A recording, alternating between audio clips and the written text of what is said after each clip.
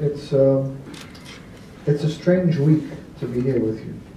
It started normally for all of us, and then it changed. And it changed many of our lives.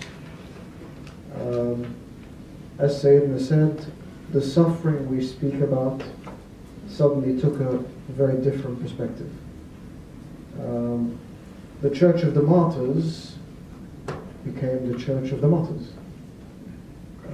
We use it as a title, we use it as a badge of honor, and quite often we use it as a historical perspective. But actually it's not. It's current, it's live today, and it has demonstrated that more than ever there is a price to be paid for our faith. Whether it's a small incremental price that we pay every day, or a huge price, the ultimate price that these 21 men paid, there's always a price. And it's up to us to decide whether we pay it or not. They could have decided very differently. The outcome could have been very different. But they followed in the path that we always say of our church. We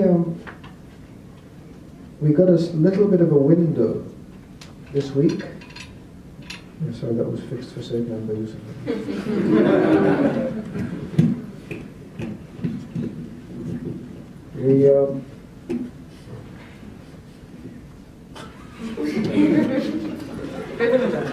Who's the complaints guy?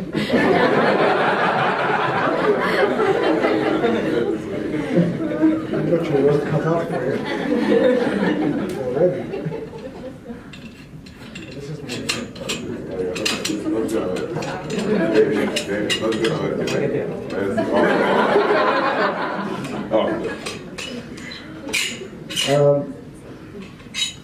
we got a small perspective this week into a reality that our church has lived for centuries. What we saw today is what our church saw from the 7th century, and particularly from the beginning of the first millennium, when the number of Christians in Egypt fell from 85% to about 15% because of the incredible wave of persecution. What we saw this last week is what happened to complete villages, complete cities during the reign of Diocletian. And yet, we are still here to tell the tale. Because, as Sayyidina said, it is a promise that in laying down our lives, we receive them. And we provide an example for those to come. So I'm sure we'll say a lot more about that during this weekend, but as I said, it's bittersweet, and it's been a difficult week because we've been so engaged with this issue, issuing statements and doing interviews and speaking to people, and everyone's very emotional.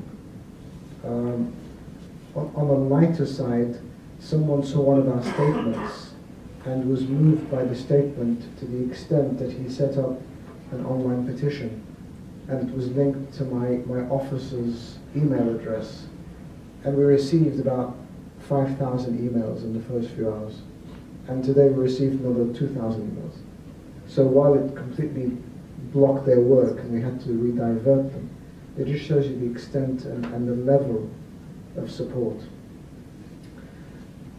But having said that, we are the Church of the Living. The living in the everlasting life and the living today. And although we remember and commemorate and take pride in these courageous men, you are our focus this weekend. And that's why I'm here. Because You need to live your lives the way they did. You, by God's grace, will not be put in a position to pay the price they paid, but as I said, you will pay a price every day. And this is what this weekend is about. So, I don't want us to be sad this weekend. I want us to feel like we actually have an example before us, and to have something to work towards, something to achieve, and something to prioritize in our lives.